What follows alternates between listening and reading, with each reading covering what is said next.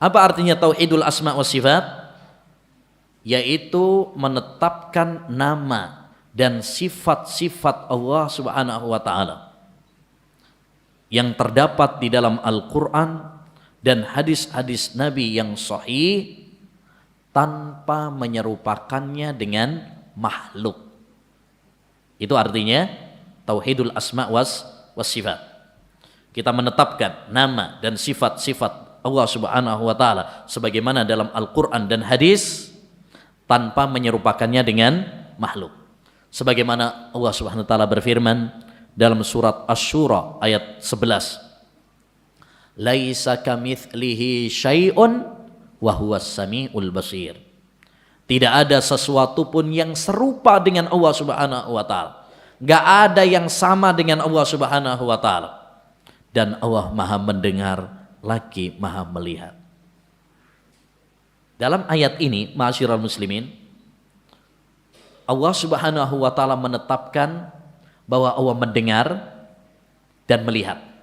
Makhluk mendengar dan melihat juga apa enggak? Ya, kita juga mendengar, kita juga melihat. Allah menetapkan bahwa Allah juga mendengar dan melihat. Apakah kita mengingkari? Oh, jangan tetapkan pendengaran dan penglihatan bagi Allah. Nanti kalau kita tetapkan berarti kita samakan dengan makhluk. Ya. Enggak. Tetapkan apa yang ditetapkan oleh Allah, ya, tapi jangan samakan dengan makhluk. Maka kita mengatakan Allah mendengar, Allah melihat, tapi mendengar dan melihatnya Allah tidak sama dengan mendengar dan melihatnya makhluk. Ya. Kita saja sesama makhluk beda kok. Melihatnya ada yang masya Allah tajam penglihatannya, bisa tembus pandang sampean. Itu kalau melihat akhwat masya Allah tabirnya sampai ya nembus. Ada yang tajam banget penglihatannya. Ada yang enggak butuh kacamata malah. Ya, itu baru apa? Antara makhluk gitu. Apalagi apa? Antara Khalik dengan Allah Subhanahu wa taala. Ya, antara pencipta yaitu Allah Subhanahu wa taala dengan makhluk. Tentu berbeda. Ya. Jadi ini penting sekali. Karena ada sebagian orang itu mereka menolak atau mengingkari sifat-sifat Allah Subhanahu wa taala, alasannya kalau kita menetapkan nanti menyamakannya dengan makhluk. Ya, akidah yang benar adalah tetapkan apa yang ditetapkan oleh Allah, tetapkan apa yang disabdakan oleh Rasulullah SAW dalam hadis yang sahih, tapi jangan samakan dengan makhluk, beres. Ketika Allah Subhanahu wa taala mengatakan, ya iblis, ma mana'aka an tasjuda lima khalaqtu biyadayya. Wahai iblis, kenapa? Apa yang menghalangi kamu untuk sujud kepada Adam yang saya ciptakan dengan kedua tangan saya? Berarti kita menetapkan Allah itu punya tangan. Ya, kita tetapkan. Berarti Allah punya tangan. Cuma tangannya Allah tidak sama dengan tangannya makhluk. Ada sebagian orang, oh jangan diartikan tangan. Nanti kalau diartikan tangan berarti sama dengan makhluk. Diartikan saja kekuasaan. Nah, sebagian orang seperti itu. Lah kalau kita artikan kekuasaan, makhluk juga punya kekuasaan. Jadi nggak bisa menghindar juga. Ya, artikan sesuai ya zahir ayat, tapi jangan samakan dengan makhluk. Ketika Rasulullah sallallahu alaihi wasallam mengatakan yanzilu rabbuna tabaraka wa taala ila sama'id dunya. Rabb kita turun ke langit dunia pada sepertiga malam terakhir. Ya tetapkan, berarti Allah punya sifat turun. Tapi turunnya Allah tentu tidak sama dengan turunnya makhluk. Iman, hadisnya sahih. Rasulullah tidak mungkin berbicara dengan hawa nafsunya.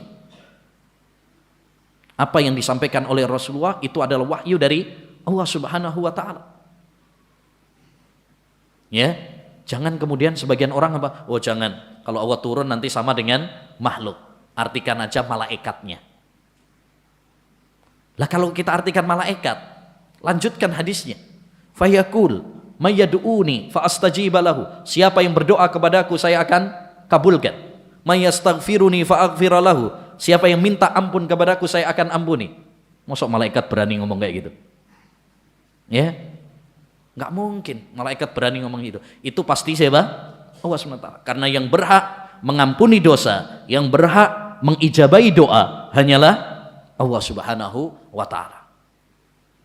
Ya. Demikian juga ketika Allah Subhanahu wa taala mengatakan Ar-Rahmanu 'alal arsy istawa. Ar-Rahman, Allah Subhanahu wa taala istawa. Istawa itu artinya ala wartafa, tinggi di atas langitnya. Kita iman. Istawa berarti Allah itu di atas langit. Ya. Jangan kemudian dirubah. Oh, jangan tinggi di atas langit. Kita artikan aja menguasai. Menguasai.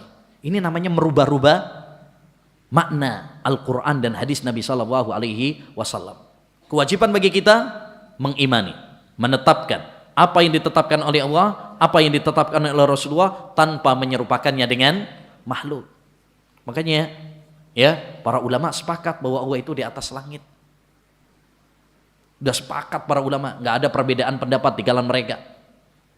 Ya, kecuali orang-orang yang menyimpang mengatakan Allah di mana. Ya. Tentang ketinggian Allah di atas langit itu lebih dari 1000 dalil. Sebagian ulama mengatakan fil Quran alfu dalilin tadullu ala fauqiyatillah.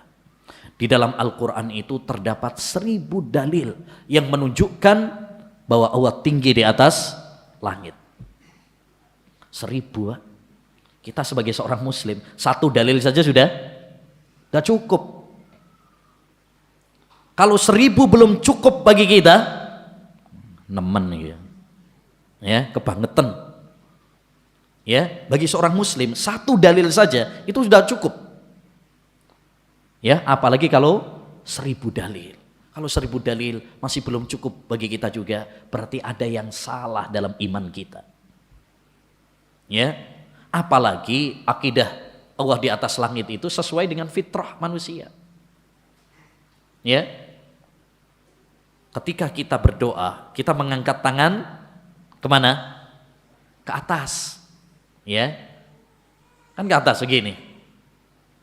Mana pernah ada orang berdoa begini, atau ke samping gini. Orang awam juga, masyarakat biasa juga, sering kita dengar mereka mengatakan apa? Kita serahkan kepada yang di atas. Saya belum pernah dengar ada orang bilang kita serahkan kepada yang di mana-mana. Ya kan? Artinya fitrah manusia mengakui bahwasanya Allah Subhanahu wa taala itu di atas langit. Terus kenapa ada orang yang mengatakan Allah di mana-mana? Ini akidahnya rusak karena gara-gara filsafat. Gara-gara filsafat. Ya. Makanya enggak usah belajar filsafat. Garai tambah goblok.